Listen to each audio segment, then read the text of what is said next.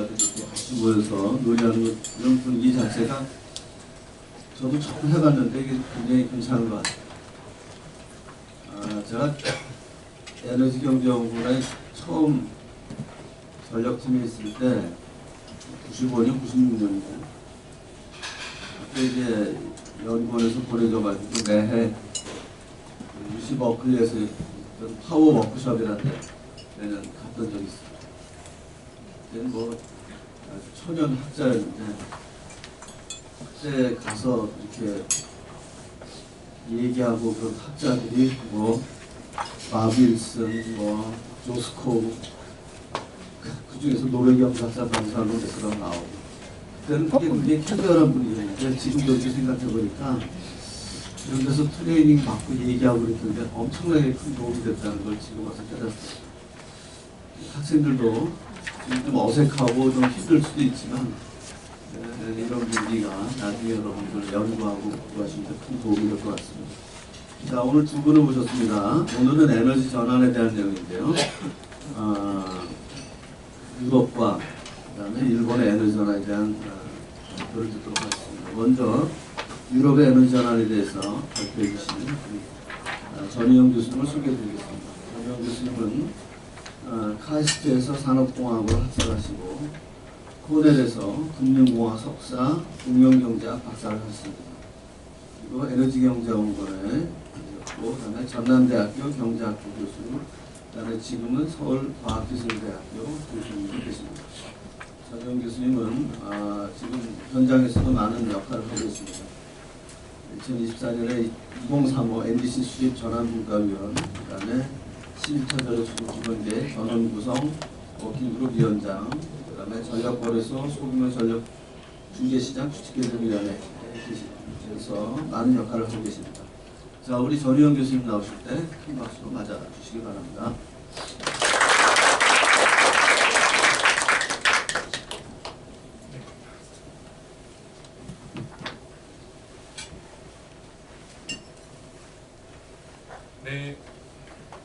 네, 반갑습니다. 네, 서울과기대 전희영입니다. 항상 그 산업계 분들하고 이런 자리를 하다가 오늘 학생들이 감사합니다. 네. 학생들하고 같이 이런 자리를 하니까 더 뜻깊은 것 같습니다. 네, 뜻깊은 자리에 초대해 주신 우리 조성범 교수님 그리고 또 전사인의 손혜원 교수님께 감사드리고요. 오늘 저는 유럽 얘기를 조금 말씀을 좀 드리도록 하겠습니다. 잘 아시다시피 유럽은 에너지 전환에 굉장히 속도를 이제 많이 내고 있는 곳입니다. 지금 한 23년 기준으로 벌써 재생에너지가 유럽 전체가 한 40% 정도가 보급됐고 2030년까지 그거를 한 65%까지 끌어올리겠다라는 게 유럽의 계획입니다. 그래서 유럽이 에너지 전환 관련된 다양한 시행착오라고 할까요? 그런 것들을 우리보다 먼저 겪고 있기 때문에 유럽을 통해서 우리가 참고할 수 있는 점들이 많이 있는 것 같습니다. 네. 그래서 그런 내용을 조금 말씀을 드리려고 하고요. 그리고 유럽 중에서도 이제 작년에 큰 이벤트 이슈가 두 가지가 있었습니다. 잘 기억하시다시피 작년 4월 28일에 스페인에서 이제 큰 정전이 있었고요. 그래서 이제 그 말씀을 먼저 좀 드리려고 합니다. 스페인 정전을 통해서 우리가 개통 안정성, 에너지 전환 과정에서 개통 안정성에 어떤 신경을 더 써야 되는지에 대해서 좀 우리가 시사점이 있을 것 같고, 또 작년에 그 영국 그 전력 시장 개편에 대한 최종 보고서가 나왔습니다. 2022년에 영국 그 레마라는 이제 전력 시장 개편에 대한 논의가 시작됐고, 작년에 그거를 이제 파이널라이즈하는 보고서가 나왔기 때문에 그게 일종의 유럽의 어떤 그 에너지 전환 과정에서의 전력 시장의 어떤 시사점, 그러니까 하나는 개통 안정성, 하나는 전력 시장에 대한 시사점을 줄 수 있는 이벤트인 것 같아요. 그 내용들을 중심으로 간단하게 말씀을 올리도록 하겠습니다.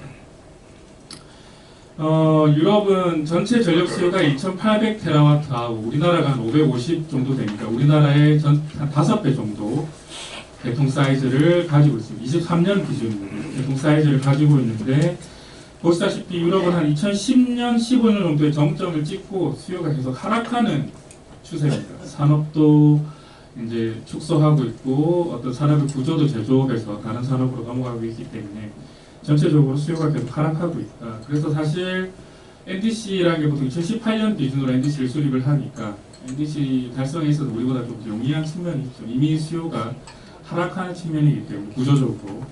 그래서 이제 그런 점에서는 뭐 유럽이 좀 유리한 측면이 있고, 나라를 좀 나눠보면 이제 독일이 한 515TWh에서 우리나라랑 유사한 사이즈입니다. 가장 큰 게 독일이고, 그 다음이 프랑스, 뭐 독일보다 한 10% 정도 작은 프랑스가 이제 두 번째 국가. 그 다음에 이탈리아가 한 300 정도 수요를 300TWh 정도고요. 그 다음에 스페인이 한 220TWh. 오늘 스페인 말씀 드릴 텐데 스페인 220TWh. 근데 이건 EU라서 이제 영국은 빠져 있는데요. 영국은 EU에서 탈퇴했으니까. 근데 영국을 여기서 끼워 넣으면 영국은 이제 이탈리아랑 비슷한 사이즈입니다. 그래서 유럽의 이제 소위 말하는 전력 수요 관점에서 탑5 국가는 이렇게 5개 국가이다 라고 얘기를 드릴 수 있을 것 같습니다. 그렇게 이제 수요 사이즈가 그렇게 되고, 이제 공급 측면에서 살펴보면 22년 기준으로 전체 재생에너지가 한 40% 정도. 사실 수력이랑 바이오가 상당히 좀 차지를 하고 있습니다. 40%고 이 숫자를 이제 30년까지 65%로 끌어올리겠다. 65% 재생에너지하고 15%는 원자력해서 한 80% 정도를 무탄소 전원으로 태우겠다. 나머지가 이제 LNG 같은 것들이 되겠죠. 이제 그런 것들로 가겠다는 게 유럽 전체의 어떤 그 지금의 방향성이라고 할 수가 있을 것 같고요. 재생에너지 국가별로 뜯어보면 이제 전체 2023년 기준으로 태양광과 풍력의 용량이 합쳐서 한 500GW 정도가 있습니다. 거의 절반, 반반. 그러니까 이게 용량으로 반반이니까 발전량이 보통 풍력이 이용률이 뭐 한 25%, 태양광이 13% 정도니까 발전량 기준으로는 거의 뭐 한 1대2 정도 차이가 나겠죠.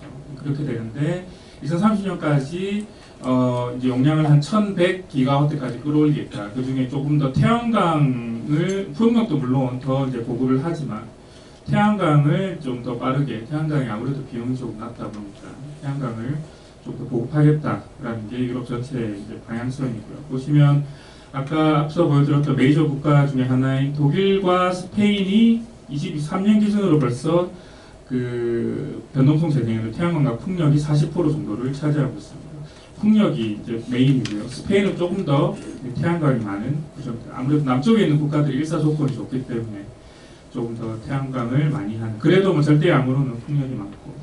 그 다음에 이제 말씀드렸던 영국이 또 한 뭐 30, 한 2, 3% 정도 변동성 재생에너지가 있고, 영국은 조금 더 풍력 도미넌트한 부캐를 띄고 있기 때문에 이제 그런 구조를 가지고 있다라고 전체적으로 이해할 수 있을 것 같습니다.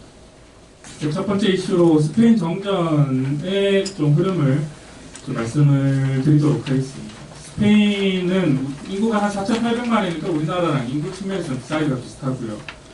국토는 50만 제곱킬로미터니까 남한의 한 5배 정도 땅 사이즈입니다.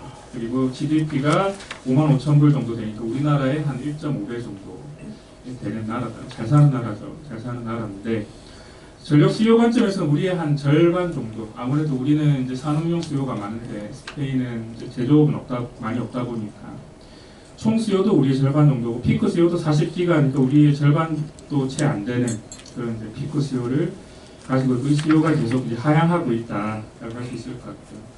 태양광 풍력 수력 합쳐서 한 100기가 정도. 그러니까 그 개통 규모, 그 피크 수요 비교해 보면 굉장히 많은 양이죠.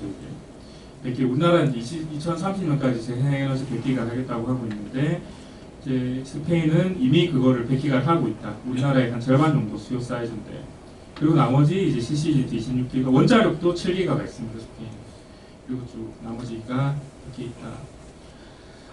이제 그 스페인 정전을 이해하기 위해서는 스페인의 지형을 조금 이해할 필요가 있는데요. 보시면 스페인은 이제 유럽 대륙에 붙어 있긴 하지만 이제 끝에 붙어 있죠. 끝에 붙어 있고 피레네 산맥으로 이제 프랑스랑 좀 많이 지리적으로 단절이 되어 있는 측면이 있습니다. 북쪽으로 피레네 산맥, 남쪽으로는 지브롤터 해역. 그래서 아프리카랑 오히려 더 가까운, 한 바다로 한 13km만 건너가면 모로코가 있습니다. 그래서 이렇게 아프리카랑도 붙어 있고, 그리고 보시다시피 이렇게 황토색 지역이 산지인데, 산지에 풍력과 수력이 많습니다. 그래서 주로 북서쪽에 풍력과 수력이 많고 보시다시피 남쪽이 이제 평지라서 남쪽에 태양광이 많다. 그리고 아까 원자력이 7기가 있다고 말씀드렸죠. 그러니까 동쪽으로는 지중해를 접하고 있고 서쪽으로는 뭐 포르투갈이 있지만 서쪽으로는 이제 그 대서양을 접하고 있는데 동쪽 해변에 원자력이 다 들어와 있습니다. 그래서 이런 구조. 남쪽에 태양광이 빠르게 늘어나고 있고 굉장히 많다. 이번에도 남쪽에서 폭발이 됐습니다. 점점 이제 그런 구조를 가지고 있고 조금 더 개통 구조를 좀 나눠서 살펴보면 그래서 스페인은 이번에 이제 그 스페인 정년이 작년 4월 28일에 일어나고 1년 동안 ENTSO에서 이제 조사를 쭉 했고요. 그 최종 보고서가 이제 올해 이제 초에 나왔습니다. 지난달인가 나왔고 그래서 거기 이제 보고서에서 보면은 스페인 어떤 계통을 크게 이제 세 지역으로 구분을 하더라고요. 동쪽 그러니까 원자력과 전통 발전기가 많은 동쪽이 있고 남서쪽은 이제 태양광이 이제 많이 들어온 평지 남서쪽이 있고 그다음에 북서쪽은 이제 그 수력 그 풍력이 많은 이제 산지 있는 북서쪽이 있습니다. 북서쪽이 있고 보면 이제 그 북쪽으로 프랑스랑 한 2.8기가 정도의 송전 그 선이 연결이 되어 있고요. 남쪽으로 모로코랑 한 0.9기가 정도의 선이 연결이 되어 있고 서쪽으로는 뭐 포르투갈은 같은 이베리아 반도인데 뭐 포르투갈이랑도 한 4.2기가 정도의 송전선이 연결이 되어 있는데 보시면은 프랑스랑은 수출과 수입이 거의 비슷합니다. 그러니까 뭔가 재생에너지 없을 때는 수출을 하다가 없을 때는 프랑스에 값싼 그 원자력을 수입을 하는 그런 구조인데 포르투갈이랑 모로코는 거의 수출이 메이저입니다. 이쪽에 이제 태양광이 워낙 많기 때문에 태양광이 넘칠 때 모로코로 수출하고 포르투갈로 수출을 하는 이제 그런 구조로 되어 있다. 여기 보시면 이제 재생에너지들의 구조를 알 수 있습니다. 북쪽에 이제 말씀드린 대로 풍력이 많이 있고 이쪽에 태양광이 있고 이제 그런 구조로 되어 있다라고 이제 이해를 할 수 있을 것 같습니다. 자, 그럼 4월 28일에 무슨 일이 있었는지를 좀 살펴봐야 될 것 같은데요. 루틴한 상황입니다. 4월 28일 이전에 한 2주 정도의 그 태양광 풍력 그리고 이제 파란색 선은 두 개를 합친 변성성 재생에너지의 패턴을 보여주고 있습니다. 이때는 아마 전력 피크 수요가 한 30기가 안팎이었을 것 같은데 사고 당일은 한 21기가 정도. 근데 이게 뭐 그 수요 대비 많은 양이긴 하지만 그 직전 대비 그렇게 뭐 압도적으로 재생에너지가 많았다고 할 수는 없습니다. 그 전 22기가 있었던 날도 있고 최대 25기가 있었던 날도 있고. 그러니까 뭐 루틴한 뭐 재생에너지 수준이었다. 이날 뭐 예외적으로 재생에너지가 많지는 않았다. 그리고 말씀드렸던 대로 이제 당시 이제 12시 32분부터 급속하게 이제 그 개통 그 블랙아웃이 진행이 됐었는데 그때 상황을 스냅샷을 보면 역시 그때 이제 태양광이 굉장히 많았기 때문에 포르투갈로 굉장히 이제 그 수출을 많이 하고 모로코로 수출을 하고 있고 그리고 이제 프랑스로도 수출을 하고 있고 그래서 이 지역에 이제 태양광이 많기 때문에 이런 다른 계통으로도 이제 전력을 보내고 있는 그런 상황이었다. 이해를 할 수 있을 것 같습니다. 자, 그러면 예외적인 상황이 뭐였냐? 뭐 예외적인 상황이 있었으니까 사고가 났겠죠. 예외적인 상황은 이제 진동이 발생을 했었습니다. 그 12시 반 정도에 블랙아웃이 됐는데 그거 한 30분 전에 12시 3분에 1차 진동이 국지 진동이 발생을 했습니다. 여기 보시면 아래쪽이 당시 1차 진동의 주파수 변동, 1차 진동의 이제 전압 변동을 보여주고 있는데 1차 진동이 있었고 그리고 한 15분 뒤에 12시 19분에 블랙아웃이 본격화되기 한 10분 전에 2차 진동이 이렇게 있었습니다. 그러니까 진동은 기본적으로 발생을 하면 뭐 전압 기준으로 말씀을 드리면 전압을 이 기준으로 보면 이제 스페인은 400kV가 이제 스탠다드인데 그래서 380에서 한 410까지 이제 요동을 쳤습니다. 이 시기 때 요동을 치다 보니까 이게 이제 어떤 그 개통 파라미터가 너무 많이 요동을 치면 일부분 어떤 그 보호장치 일부 그 설비들의 보호장치가 오작동을 해서 바로 차단이 될 수가 있습니다. 그래서 이게 진동이 무서운 건데 실제로 그런 일이 있었고요. 이제 그런 차단이 있기 때문에 진동이 무섭고 또 추가적으로 이제 개통에 동기 발전기들이 많으면 소위 말하는 진동이 발생했을 때 댐핑 그걸 이제 감소해주는 역할을 자연스럽게 조금 더 잘 할 수 있는데 보시다시피 지금 스페인의 개통에는 워낙 이제 태양광 풍력이 많이 있기 때문에 감시하는 능력이 좀 상대적으로 약했다. 그런 상황이 되면 자칫 잘못하면 이 진동이 공지를 발생시켜서 더 이게 증폭되는 이제 그렇게 되면 정말 이제 큰 문제가 발생합니다. 이제 그렇기 때문에 진동이 무섭다. 그래서 이 스페인 개통 운영자는 이 진동 그리고 이게 위로보다는 아래쪽 전압이 더 많이 떨어졌기 때문에 이 전압을 잡기 위해서 이제 개입을 했습니다. 1차적으로 개입했던 게 저전압을 잡기 위해서 우리가 일반적으로 이제 유효 전력이 더 들어가면 주파수가 올라가고 유효 지역이 부족하면 주파수가 내려가는데 그러니까 전력을 보내주고 우리가 그 교류 시스템에는 무효 전력이라는 게 있습니다. 무효 전력이 많이 들어가면 전압이 올라가고 무효 전력이 모자라면 전압이 떨어지는데 이때는 이제 전압이 저전압에 대응을 해야 되기 때문에 전압을 올려야겠다. 그래서 무효 전력을 먹어주는 무효 전력을 줄이는 데 기여하는 슈트 리액터라는 이런 그 핵심적인 기기를 다 차단시켜버립니다.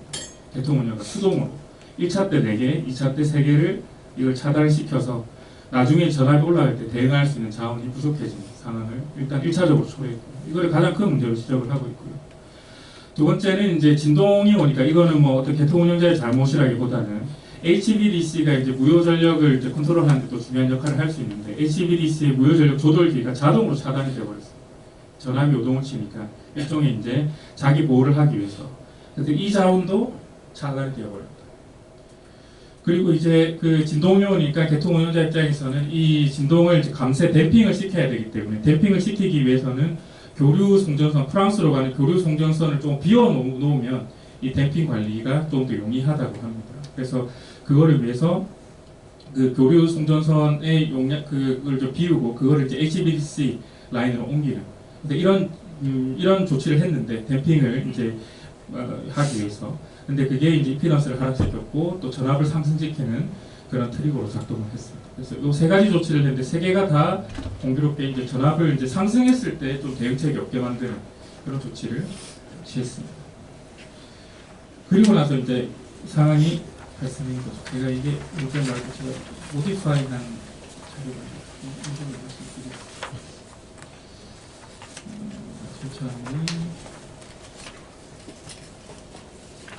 조차는 어떻게 하죠?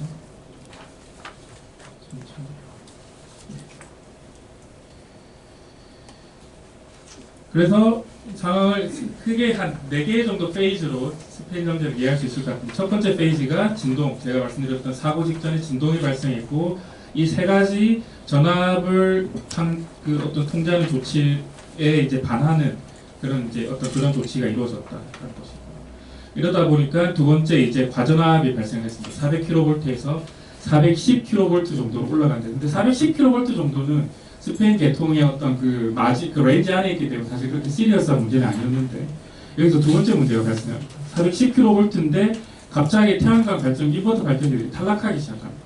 예측하지 못한 거죠. 여기서 보면은 12시 32분부터 이런 이벤트가 발생하는데 1번 지역에 여기가 이제 스페인 남쪽입니다. 태양광이 모여있는 1번 지역에 한 500메가 정도가 탈락하고 2번 지역에 이게 거의 한 70초 안에 이 한 2.5기가 정도의 태양광이 순차적으로 1번, 2번, 3번, 4번이 탈락해버립니다. 그러니까 탈락할 상황이 아니었는데 그래서 이제 탈락을 하면서 이게 탈락을 하다 보니까 보시다시피 전압이 재생에너지가 어떤 그 재생에너지의 그 제어기가 전압을 통제하는 데도 기여를 할 수 있는데 이 갑자기 탈락해버리다 보니까 갑자기 전압이 한 410에서 거의 한 440까지 폭주를 해버렸습니다. 그게 두 번째 단계고요. 세 번째 단계 이게 440을 가니까 전압이 이제 붕괴를 해버려. 이제는 계통의 레인지를 전압이 벗어나 버렸고 이제는 다른 이제 동기 발전기들이 트립하기 시작합니다. 다른 이제는 정말 이렇게 발전기들이 스스로를 보호하기 위해서 이제 트립을 하기 시작하면서 이제 주파수가 이제 발전기들이 쭉쭉 빠지니까 주파수가 이제 급락을 하기 시작하는 상황이 발생하고요. 오른쪽 밑에 그래프를 보시면 이게 빨간색은 이제 전압이고요. 파란색 선이 주파수인데 410 정도를 벗어나면서 이제 여기 440까지 도달하면서 440 도달하니까 이제 발전기 다른 멀쩡한 발전기들이 탈락하기 시작해서 주파수가 이제 급락하기 시작합니다. 그런 상황이 발생하면서 이제 네 번째 단계 이제 광역정전이 왔고 그리고 유럽으로부터 개통 차단되는 그런 이제 상황이 됐습니다. 그러니까 진동이 발생했고 과전압이 왔을 때 대응할 자원이 없는데 그때 갑자기 태양광 발전기들이 한 2.5기가가 갑자기 이제 탈락을 해버렸고 일종의 오작동 그러니까 뭐 보호 동작이라고 하는데 근데 그 레인지 안에 있으면 작동을 해야 됩니다. 인버터 발전기를 탈락을 했고 그러면서 전압이 붕괴가 됐고 개통이 붕괴가 된 그런 순서로 정전이 진행이 됐다.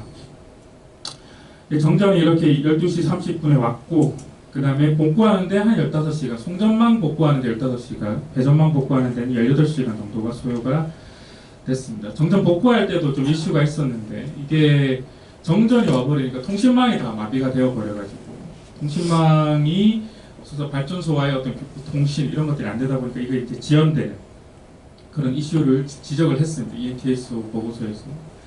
그리고 이제 보통 정전이 되고 나면 이제 그 수요와 발전기들을 조금씩 쌓아 올리면서 이제 조금씩 이제 두 개를 매칭시키면서 정상적인 상황으로 이제 단계적으로 복구를 시켜야 되는데, 그래서 이제 개통 운영자가 이걸 잘 정밀하게 플래닝을 해서 이제 복구를 시켜야 되는데, 이게 DER, 그러니까 분산형 발전기들이 통제를 못하는 불상적인 발전기들이 막 그 통제가 안 되게 들어오고 나가고 하다 보니까 그 부분에서의 복구에 조금 더 지연이 있었다라고 얘기를 합니다. 그래서 마지막으로 정전에 대한 시사점을 한 3가지 정도로 얘기를 하고 있습니다. 먼저 이제 진동 부분을 먼저 말씀드리면, 이제 진동이 이제 달달했기 때문에 진동이 되게 무섭다. 그래서 보통에서 진동이 무섭다. 그래서 진동을 모니터링을 잘 해야 된다. 진동이 딱 발생했을 때 오리진을 빨리 찾아야 되고, 빨리 그 원인을 제거해야 된다라는 얘기를 하고 있습니다.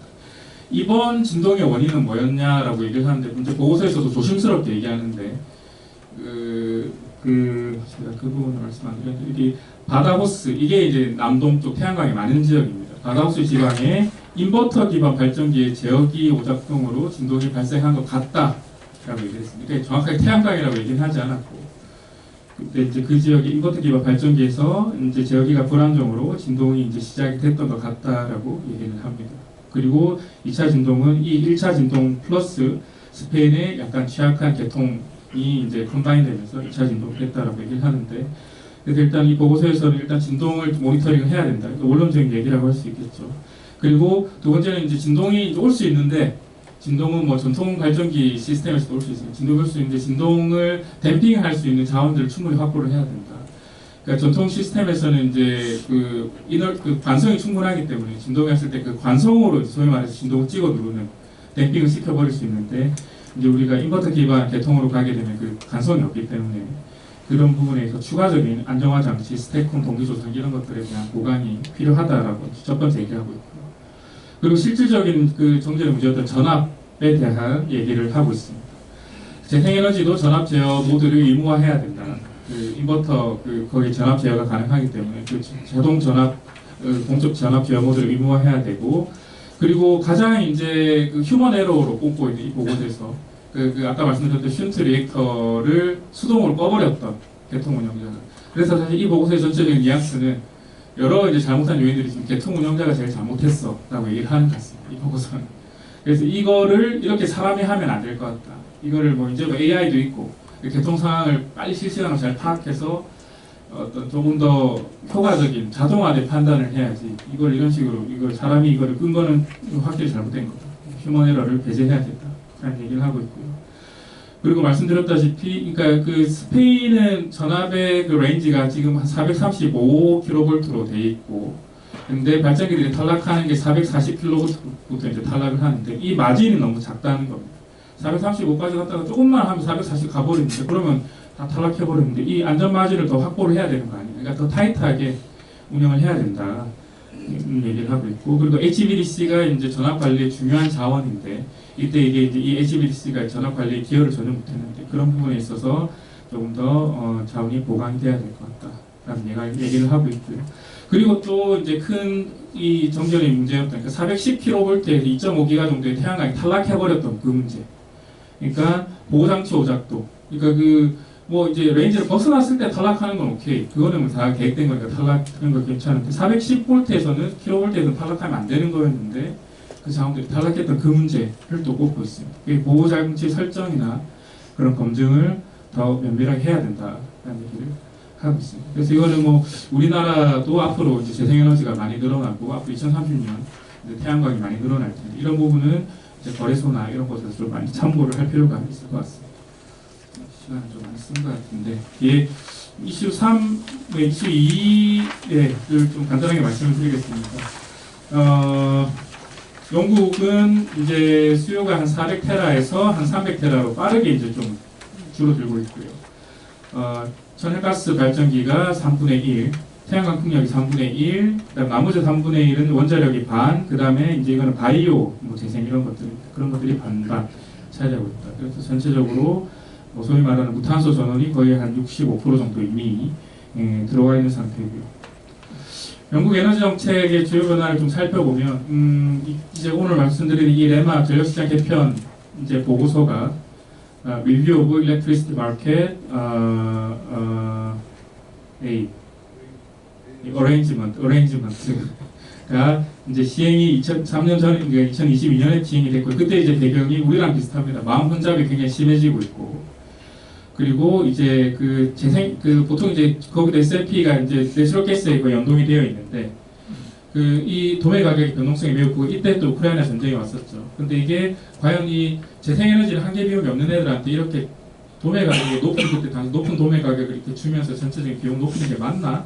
고민을 했던 것 같습니다. 그런 이거는 우크라이나가 이제 촉발한 문제인 것 같고요. 그 다음에 또 유연성 자원, 재생에너지 늘어나서 유연성 자원이 필요하니까 이걸 어떻게 좀 더 인센티브를 줘서 시장에 끌어들일까? 요 세 개가 크게 이제 전력시장 개편의 이제 골자였던 것 같고요.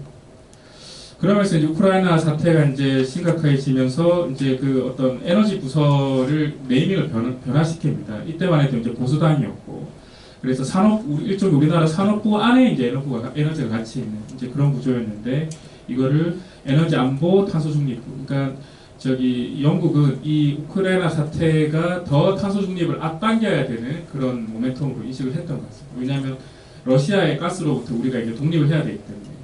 그래서 에너지 안보를 앞에 붙이고 뒤에 넷제로를 붙이는 그런 걸로 이제 변화를 했습니다. 변화를 했고 그리고 2024년 7월에 정권이 교체가 됩니다. 보수당이 2010년부터 2024년까지 14년 집권을 했었는데 이제 노동당으로 정권 변화가 왔고 그 노동당이 이제 정권을 잡고는 이제 노동당도 우리나라 진보 정권과 비슷하게 이제 더 이런 친환경적인 것을 이제 선호하기 때문에 클린 파워 2030이라는 계획을 발표합니다. 기존에는 영국이 2035년까지 우리가 넷제로 비슷하게 하겠다라는 게 보수당의 목표였는데 이제 이 노동당은 2030년까지 그걸 앞당기겠다라는 계획을 목표를 얘기하고 또 그레이트 브리티시 에너지라는 공기업을 설립을 합니다. 한 재정 한 16조 원 정도를 넣어서 그래서 민간주도 영국은 아무래도 이제 민간주도의 어떤 그런 시장 메커니즘이 잘 작동하는 이제 국가인데 그걸 이제 좀 더 국가 주도로 이런 에너지 전환을 앞당기겠다. 그래서 기존의 보수당은 시장과 민간 중심으로 이제 좀 점진적으로 이제 넷제로를 하겠다라는 게 목표였는데 이제 그 보수당 노동당 정권 들어서서는 조금 더 우리가 빠르게 국가 주도로 빠르게 넷제로를 하겠다라고 이제 변화가 됐고요. 그리고 이제 나서 한 6개월, 7개월 뒤에 레마 보고서, 최종 보고서가 발간이 됐는데 기존에 이제 지역별 가격제가 사실 골자 중에 하나입니다. 망원적으로 해결해야 됩니다. 그거에 대해서 철회를 했습니다. 단일 가격으로 우리 도매 가격으로 간다. 그리고 그거에 대안으로 그래도 로케이션 시그널을 줘야 되기 때문에 개편된 국가 가격제, Reformed National Pricing, RNP라는 걸 이제 추진했습니다. 그 내용 뒤에서 조금 더 말씀을 드리겠습니다. 이런 정책 변화가 있었다. 그래서 그때 이제 레마 보고서에서 초기에 이런 내용들 도매 시장, 뭐 저탄소 발전 어떤 경매 시장, 그 유연성 자원, 용량 적정 이런 것들에 대한 내용들을 다 살펴보고 보시다시피 제일 위에가 이제 어떤 지역 가격 신호 부분이 이제 포함되어 있었습니다. 그리고 2030 계획을 보면 이제 2030년까지 재생에너지를 변동성 재생을 한 80, 해상 풍력으로 50, 나머지가 30, 80, 원자력 5에서 10 정도를 가겠다. 라는 게 지금 노동당 정권 하에서의 CP2030 계획이다 라고 할 수 있을 것 같아요. 이 계획입지를 보면 이제 해상 풍력이 엄청 들어올 텐데 해상 풍력은 소위 말하는 그 영국이론 이제 장화 모양인데 중간 부분에 여기가 이제 맨체스터, 리버풀 있는 지역입니다. 우리가 아무래도 영국은 축구를 많이 익숙하다 보니까 맨체스터, 리버풀 그리고 북쪽이 이제 여기가 스코틀랜드 지역의 육상 풍력 그리고 남쪽에는 이제 태양광, 여기가 이제 런던, 주로 이제 그 로드 그 수요가 많은 지역이 남쪽인데 남쪽에 이제 태양광이 있고 아무래도 배터리는 이제 해상 풍력이 많이 들어올 테니까 그 지역에 이제 배터리를 많이 넣는다라는 계획을 지리적으로 이렇게 재생에너지 입지를 이렇게 이제 생각을 하고 있습니다.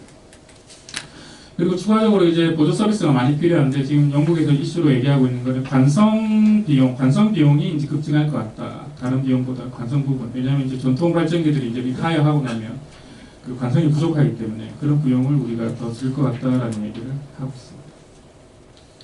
그래서 조랄 철의 배경을 살펴보면 그 보고서에서 얘기하는 조랄철의 배경 첫 번째가 투자 불확실성이 커지기 때문에 재생에너지 보급이 지연될 수 있다는 게 제일 첫 번째 이유였습니다. 아마 이게 바뀐 정권에서 또 가장 이게 중요하게 생각하는 부분인 것 같습니다. 이게 보통 우리가 비즈니스 하시는 분들이 가장 싫어하는 게 비용이 올라가는 것도 싫어하지만 비용보다 더 싫어하는 게 불확실성이지 않습니까? 뭔가가 확정되지 않는. 근데 이게 조날로 가고 노달로 가게 되면 그 작은 단위에서의 가격 변동은 훨씬 더 크게 어떤 자원이 들어오느냐, 대통이 어떤 상황이 되느냐, 태양광이 얼마나 오느냐에 따라서 이게 그 지역의 한계 가격은 굉장히 변동이 클 수 있기 때문에 그렇게 되면은 거기 있지 않은 재생에너지의 어떤 수익에 굉장한 불확실성이 발생하고 투자가 저해된다라는 게 그 사업자들의 생각이고 그래서 이제 그 규제 당국도 그게 그렇게 되면 이제 재생에너지 보급이 우리가 생각하는 CP 2030처럼 안 될 것 같다라는 게 가장 큰 문제였습니다. 이제 그렇고요. 두 번째 얘기하는 게 공정한 공급이 돼야 된다. 그러니까 뭐 이거는 이제 우리나라에서도 이제 논의가 되는 거죠. 지역 간의 형평성 문제가 있다. 어디는 높고 어디고 낮고 이건 약간 이제 어떤 정치적인 이제 그런 이슈인 것 같습니다. 그런 것 같고 그리고 안전한 공급 얘기를 하고 있습니다. 이게 이제 이렇게 내셔널 그 홀세일 마켓 프라이싱에서 이걸 지역으로 쪼개게 되면은 시장 운영 방식을 완전히 바꿔야 되고 IT 시스템을 전면적으로 개편해야 되는데 그거에 한 7년 정도가 소요가 될 텐데 이 보고서에서 얘기하는 겁니다. 근데 이게 당장에 우리는 지금 5년 뒤에 CP 2030 해야 되는데 이런 시스템적인 변화의 시간과 에너지를 쏟을 여유가 없다. 이거보다는 우리가 재생에너지 확대에 더 노력을 하자라는 게 지금 정부의 생각입니다. 그래서 그리고 비용 상승은 아까 말씀 불확실성과 연관이 된 것이고 그래서 이런 이유로 이제 이 부분이 이제 변동이 됐다라고 얘기를 드릴 수 있을 것 같고요. 그래서 이제 대안으로 자 그러면 우리가 한계 그 가격에 대한 시그널을 못 주지만 그러면 우리가 개통 문제에 대한 송전망 문제는 계속 이제 있기 때문에 그걸 어떻게 해결할 것인가를 RMP 패키지로 얘기를 하고 있는데 첫 번째는 국가가 좀 플래닝을 하겠다. 우리가 재생에너지 할 때 보통 경매시장, CFD 이런 건 사이트를 정해놓고 이제 보급을 하는 거기 때문에 이제 그 부분은 이제 국가 플래닝에 의해서 대형 사이트들은 우리가 그 개통 상황을 고려해서 플래닝을 하겠다라는 게 하나가 있고요.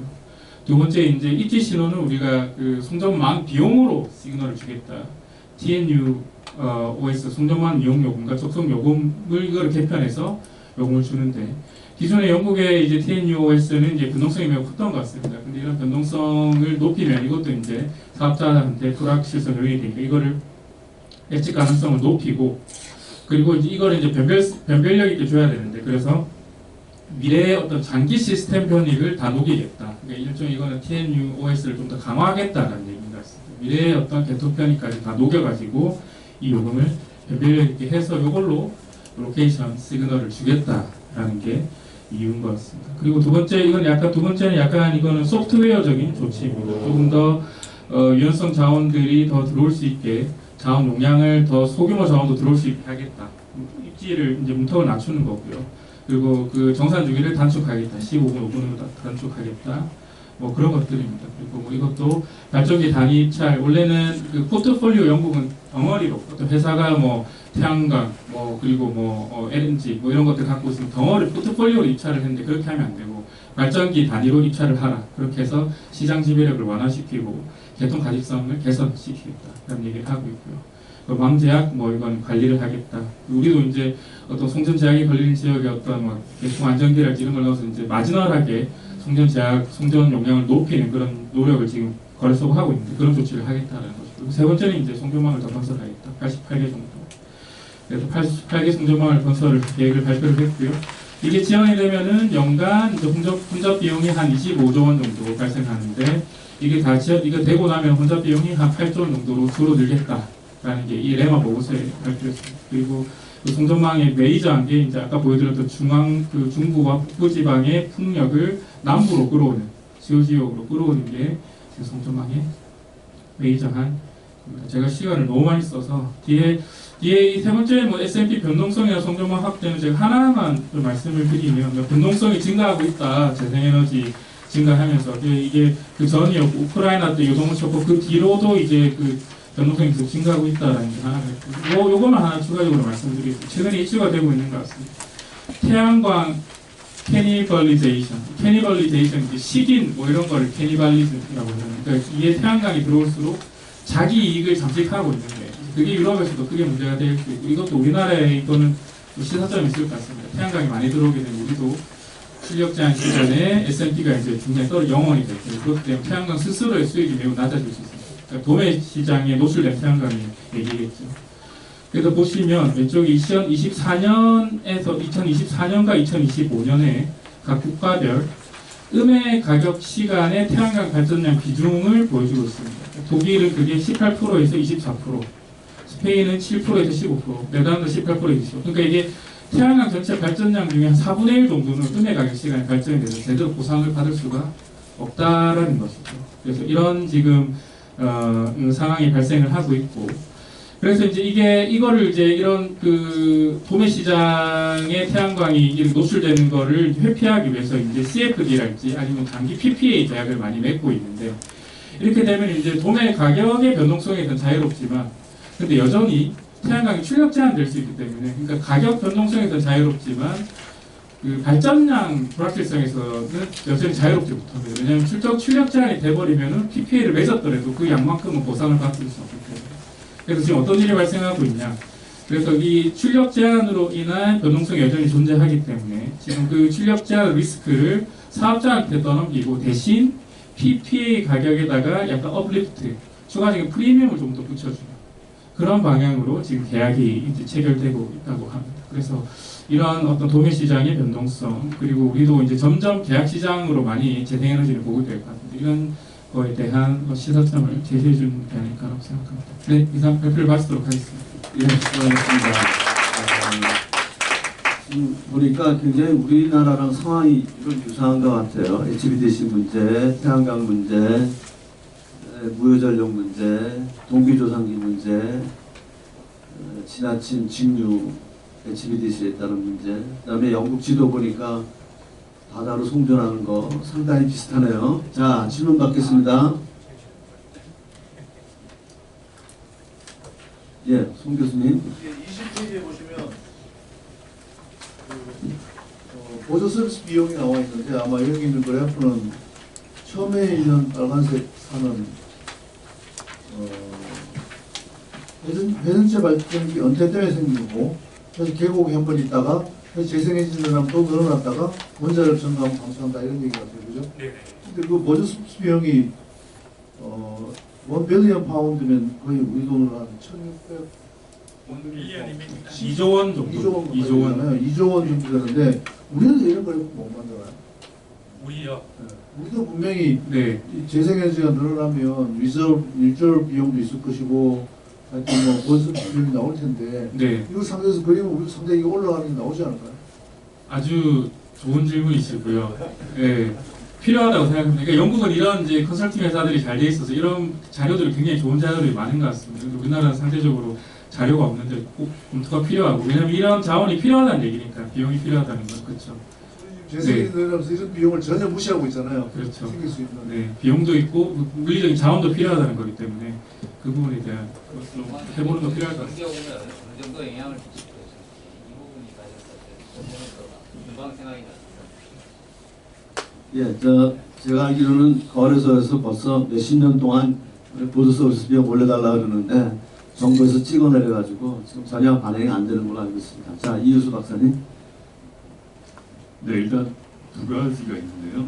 첫 번째는 지금 영국에서 아까 조널 프라이싱을 철회하고 송배전 이용망 요금 쪽으로 이렇게 약간 가고 있는데, 사실 우리나라도 지금 이제 저희들 차등 요금제를 계속 논의 중인데, 실제로 이제 우리나라에서 지금 문제가 그 조널 프라이싱을 지금 활용하는 게 그 도매 시장의 효율성 저하 때문이라고 생각이 들거든요.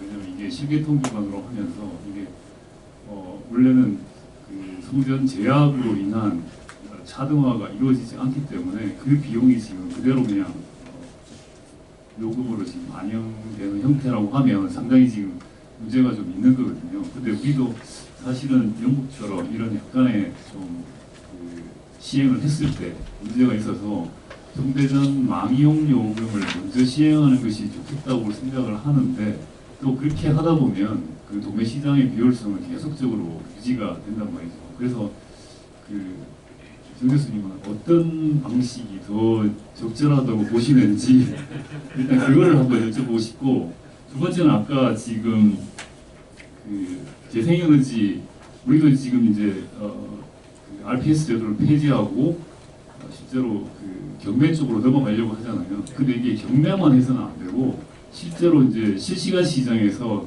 입찰을 같이 가야 되는 문제가 있거든요. 그렇게 하지 않으면 얘네가 만약에 이제 도매 가격하고 그 계약 가격하고 차액을 전액 다 보장을 해주기 때문에 실제로 이제 계통에 얘가 뭐 발전이 다시 부족할 때 혹은 뭐 그렇게 했을 때 유인이 전혀 없어요. 다 보장을 해주니까. 그러다 보니까 이제 계통에 막대한 지정을 초래했기 때문에 보통 CFD를 할 때 레퍼런스 프라이스를 집어넣거든요. 그래서 우리도 사실 그게 필요한데 영국은 아마 이미 그거를 하는 걸로 제가 생각을 하고 있는데 그게 아니었던가요? 하여튼 뭐 그게 약간 좀 헷갈려가지고 그래서 앞으로 우리도 이제 그런 방향으로 가려고 하고 있는데 아직까지 여러 가지 좀 문제가 있어서 그런데 그러면 이제 아무래도 강제적인 출력 제한 조치를 하지 않아도 사업자들이 자발적으로 개통에 기여하면서도 자기 수익을 가져가는 이런 방식으로 이제 갈 수 있다라고 생각이 들거든요. 그 부분에서 좀 네. 역시 이유수 교수님이 아주 그 중요한 포인트 두 개를 딱 짚어주신 것 같아요. 뒤에 거부터 좀 말씀을 드리면 말씀하신 게 이제 경매제도로 가서 이제 단가를 낮추는 게 필요하다. 불확실성이 해소되면 단가가 떨어지니까. 근데 경매제도는 재생입찰제랑 충돌한다. 왜냐하면 경매를 받게 되면 입찰할 이유는 없으니까 개런티를 받는 거기 때문에 재생에너지가 개통에 들어와서 그걸 기여하고 경제적인 출력 제한을 강하고 이런 거에 메커니즘에서 빠지게 된다는 거잖아요. 저도 지금 생각하는 가장 큰 숙제인 것 같습니다. 그러니까 저는 경매제도 찬성하고요. 지금 같은 RPS로 계속 비용이 재생에너지 보조금이 늘어나는 구조는 옳지 않다. 그게 다 지금 정비요금으로 전가되는 상황에서 효율적으로 경매를 통해서 지금 베스 시장 보면 경매가 잘 작동하는 것 같거든요. 베스 가격 많이 떨어지고 있잖아요. 그게 이제 또 사업자 입장에서 너무 과도하게 떨어진다는 얘기도 있지만 그런 걸 보면 재생에너지도 그런 경매 단계의 어떤 경쟁을 통해서 단가를 낮추는 노력은 정말 필요한데 그게 저 재생입찰제도 꼭 필요하다고 생각하거든요. 이제 2030년 100기가 하게 되면 재생에너지 용량이 전체 용량 기준으로 거의 60%를 차지합니다. 그러니까 큰 형님이 되는 거예요, 재생에너지. 근데 개통의 어떤 그런 책임과 역할을 전혀 하지 않는다. 그럴 수는 없거든요. 이게 이제 그렇게 안 하고도 개통이 운영되면 오케이인데 그게 물리적으로 불가능한 상황이라는 걸 다들 알고 있는 상황이기 때문에 재생입찰제로 재생에너지도 스스로 예측하고 스스로 입찰하고 스스로 임밸런스가 있으면 페널티를 하고 그 다음에 CP도 받고 이제 그런 걸 해야 된다고 생각합니다. 근데 이 두 개가 충돌하는 그 문제는 저도 굉장히 어려운 거라고 생각하고 그래도 영국에서도 뾰족한 뭐 그건 없는 것 같습니다. 없는 것 같고요.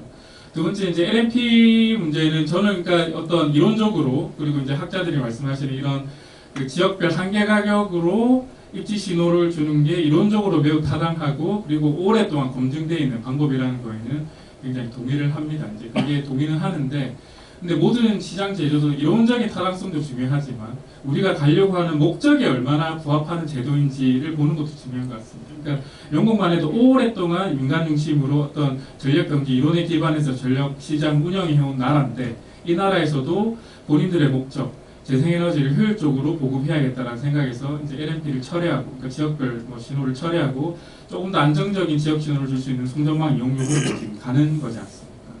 그래서 저는 그 재생에너지의 수익 변동성이 사업자의 수익 프리미엄으로 연결되고 그게 재생에너지 요금을 떨어뜨리지 못하는 가장 저는 큰 요인이라고 생각을 하거든요. 그래서 뭐 이건 답이 없는 문제긴 한데 그러니까 양쪽의 입장이 다 맞긴 한데 조금 더 목적에 우리나라 목적, 그러니까 재생에너지도 비용 효율적으로 높이면서 입지 신호를 줄 수 있는 제도가 있다면 그걸 한번 고민해 보는 것도 맞지 않나. 예, 질문 하나만 더 받겠습니다.